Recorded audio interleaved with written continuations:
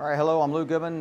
Today we're going to talk about and demonstrate some of the capabilities of a higher endurance, triple tempered, differentially hardened blade, the Goodman Combat Knife.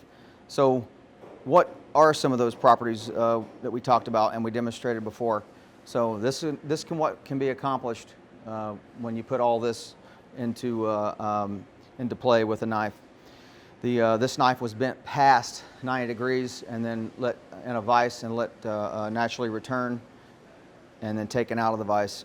As you can see, there is no cutting edge deformation whatsoever in the bend area, no stress cracks. So as we demonstrated earlier, the knife can be used to pry and when you really need it to. Primarily, this is a cutting tool first. So you always, like I stressed before, you always want to protect the cutting edge.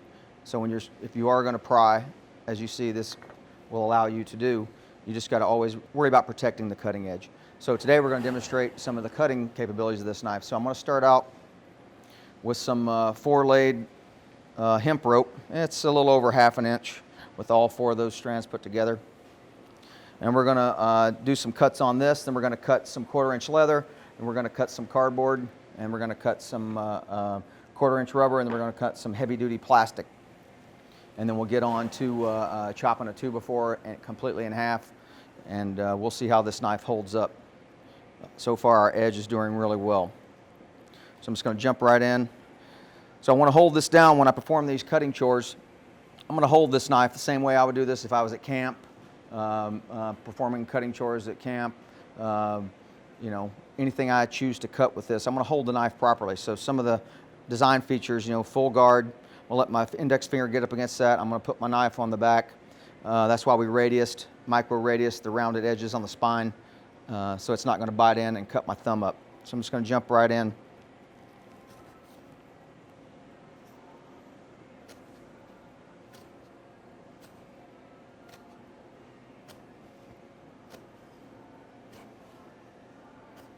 You got to really hold this together when you're doing these cutting tasks to test your knives.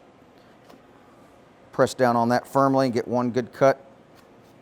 There's, I don't know, 10, 15 or so. I'll keep a better count. There's 20.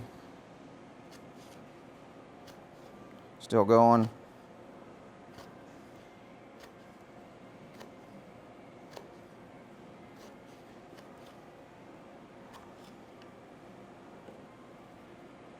$30 or so.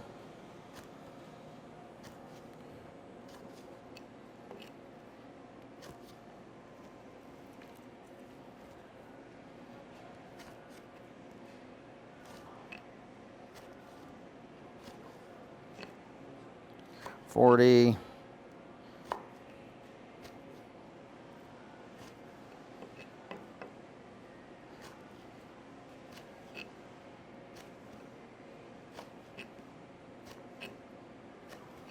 And we'll stop there at 50. Still cutting really clean. So I got a nice pile of media there. And most of the time, as in with my custom forged knives, it can cut on up to 100, 150, a couple hundred cuts. We'll move on. To me, that's the mark of a really good knife. If it starts dragging at 15 or 20 cuts, I need to rethink what I'm doing. So as you can see, that performed really well. Let's do some 1/4 inch leather.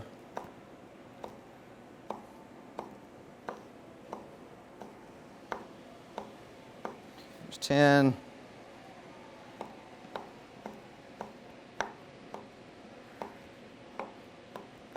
Call that 20.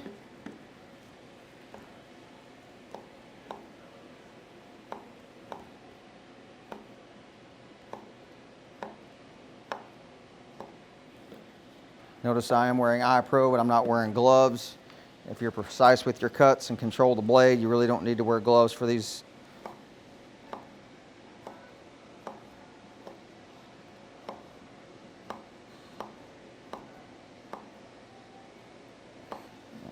There's about 40, and we'll do 10 more.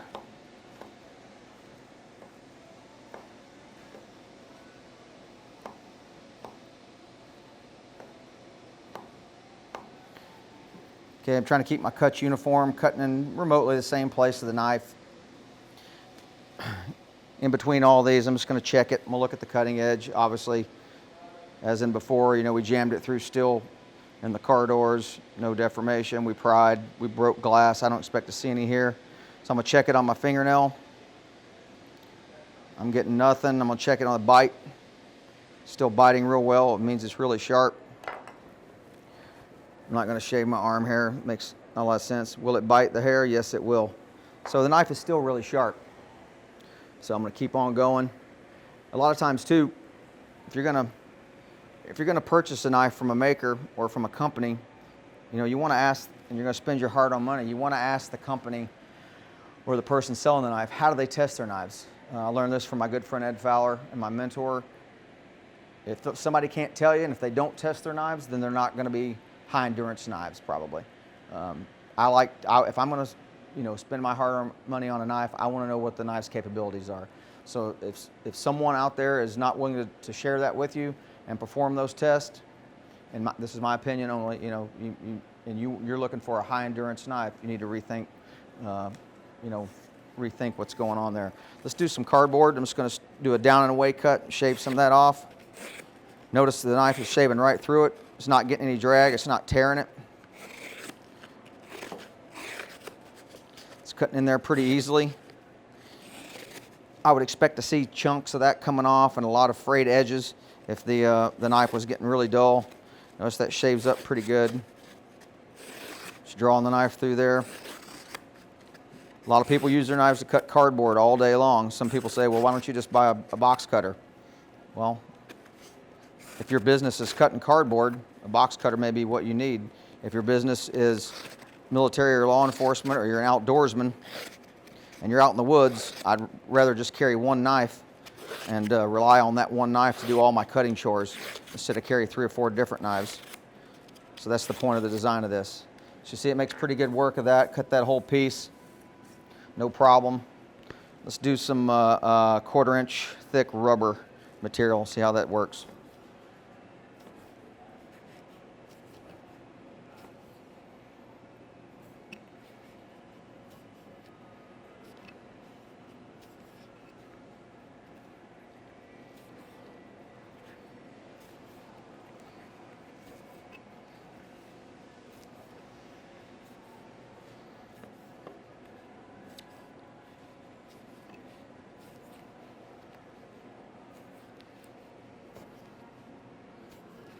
It's 20 or so cuts.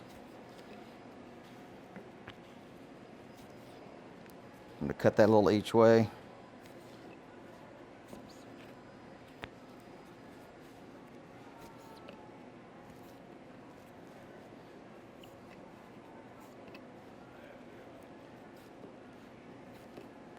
A little over 30.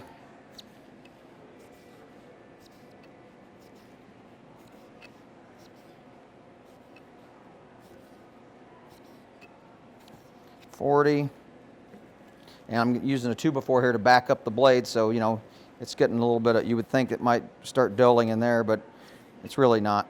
It's not taking a lot of force. I'm using a proper cut stroke here. I still haven't changed my grip at all.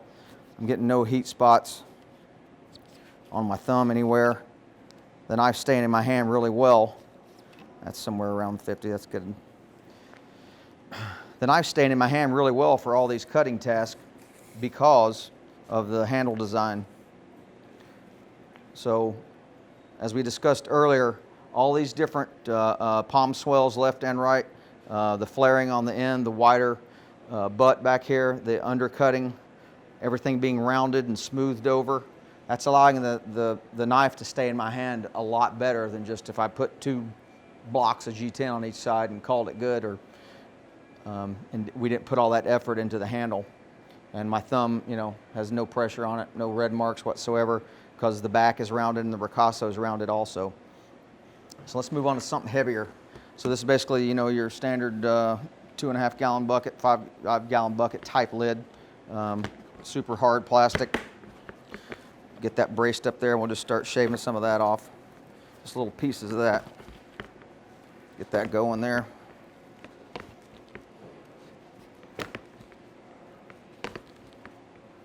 This is super thick, so you're looking at some really thick material here, which usually dulls a lot of knives. I'm just trying to shave this rim off.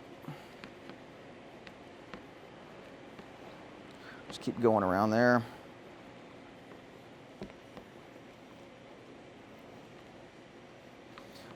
This type of cut on this hard plastic,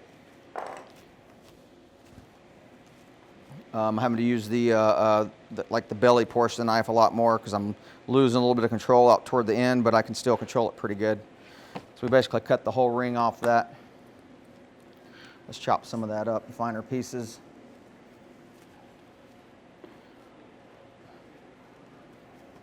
Use a different portion of the knife, see what we can. So I'm going to grip up on the knife, maybe like you would skin, see if I can get some pressure on it that way. Use the tip, just pops right through there. Would I normally cut plastic with this procedure here, the way I'm holding the knife? Probably not. I'm just doing this to demonstrate the knife will cut when you want it to cut with different portions of the knife. So I was choking up on it like that. That's normally how I would skin a game animal. So I can make a big knife, a small knife. All right. Let's see what else we have here. I think we went through most of the cutting chores. So to wrap that up, we cut 4-layed 1/2-inch hemp rope. We cut 1/4-inch leather. We cut 1/4-inch rubber. We cut packaging cardboard, and we cut heavy-duty plastic. So, like I said, most of the time I'm just going to go ahead and check the blade, lightly checking it against my finger. Nothing there. See if it still bites into my finger. It's catching my finger pretty good all up through there. Still sharp. Now let's check and see if it's going to grab some of the hair. Still grabbing the hair pretty good. And actually we'll shave a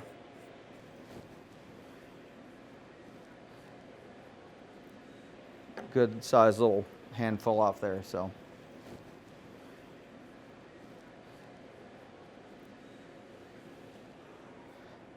a lot of capabilities in this knife. To wrap that up, you know, everything from the handle, how it's designed, and the roundness of the ricasso and the spine area gives you a really good stable cutting platform to cut pretty much anything you want to cut. All right, continuing on with some of the capabilities of the high endurance knife. A high endurance differentially hardened knife needs to be able to chop. So today we're going to go ahead and chop this 2x4 in half. So here we go.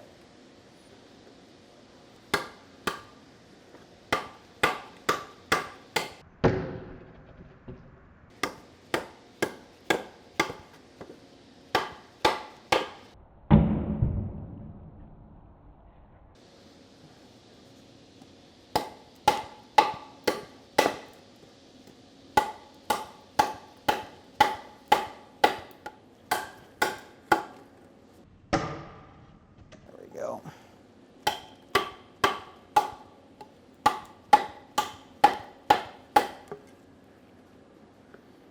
Get that hold a little better. Let's try this. Want to jump off there.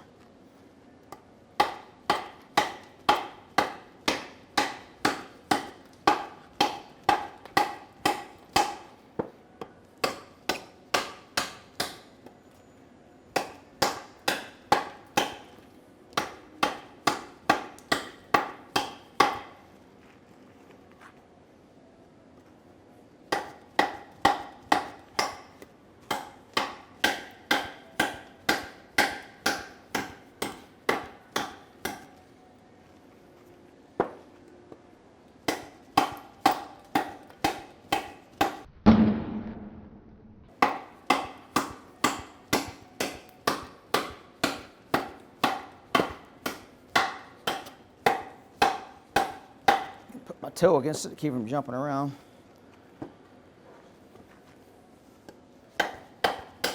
There we go.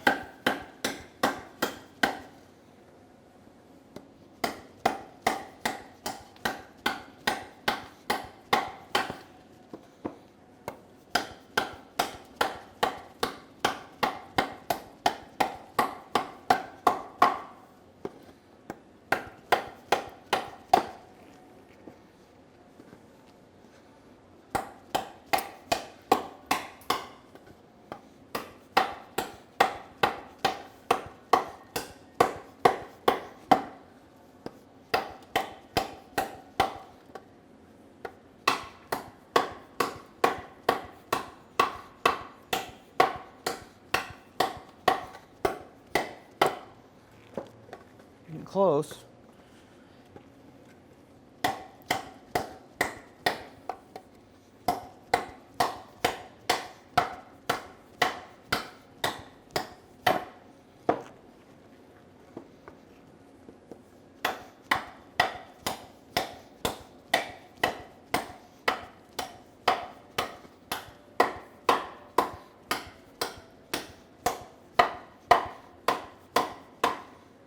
Real close.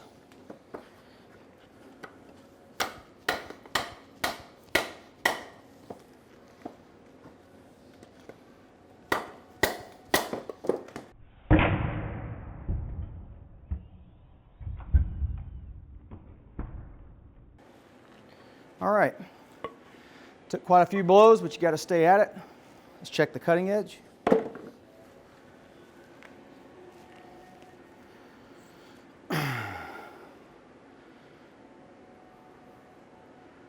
No fracturing of the cutting edge. I'm going to run my fingernail on it.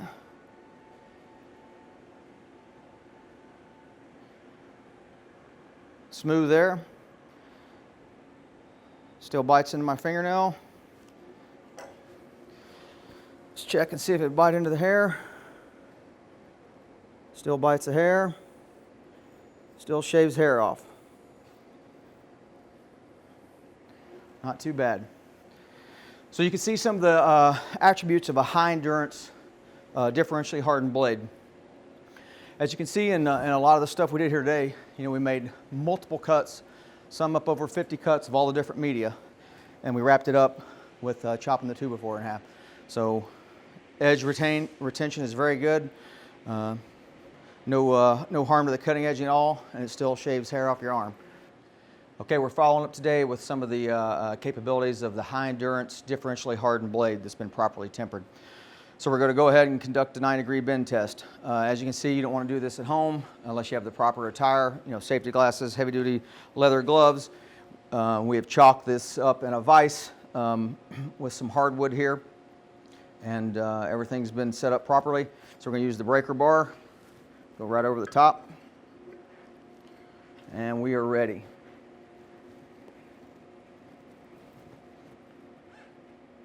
Starting. 90 on the pipe right there. 90. Letting off. And we're good. All right. Everything worked out great. We got full 90 degrees. Let's go ahead and check the cutting edge.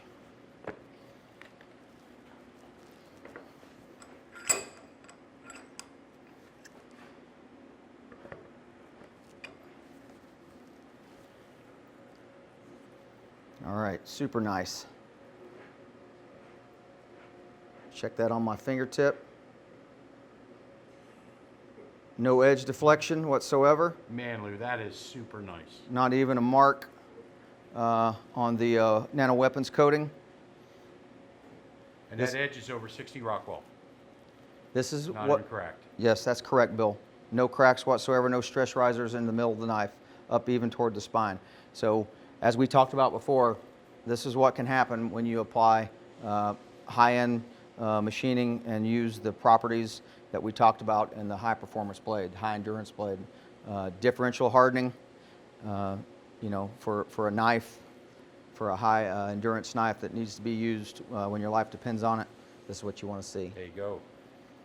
Great job, Lou. All right. And great job to my engineers. Yep. Thanks, Bill. Have a good one. Yep. All right, I'm Lou Goodman, and I just want to say thanks for checking out all of our testing we've been doing on the Goodman Special Operations Combat Knife. Please stop by and check us out at abeandmo.com and on Instagram and Facebook at abeandmo. Thanks a lot. Have a good one.